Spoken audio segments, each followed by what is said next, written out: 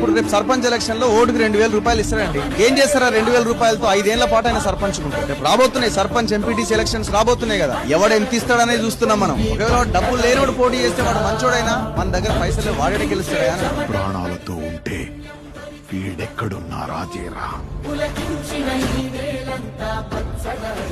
ఎప్పుడు మారుతాం మరి? దయచేసి మనం గుర్తుంచుకోవాలి, లీడర్లు మారాలి, పార్టీలు మారాలి అనేది పక్కన పెట్టండి. వాడు మారాల్సింది ప్రజలే. సో దయచేసి ఆలోచించండి, ఈ సమాజం కోసం ఆలోచించాలి. మన కోసమే కాదు, మన పక్కోడి కోసం కూడా మనం ఆలోచించాల్సిన అవసరం ఉంది.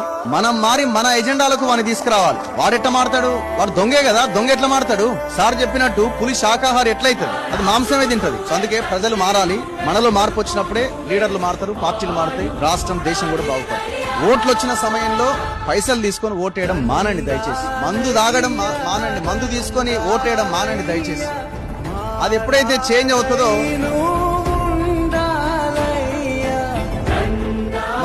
మనం మంచిగా ఓటేయడానికి, మనం మంచి వాళ్ళకి ఓటేయడానికి మనం ప్రయత్నం చేస్తాం. అరే అందరూ దొంగలే ఉన్నారు ఓటేసేదానికంటే, ఎవడో ఒకటి మంచి దొంగ ఎవడో ఉంటాడు కదా, వానికి వేయండి.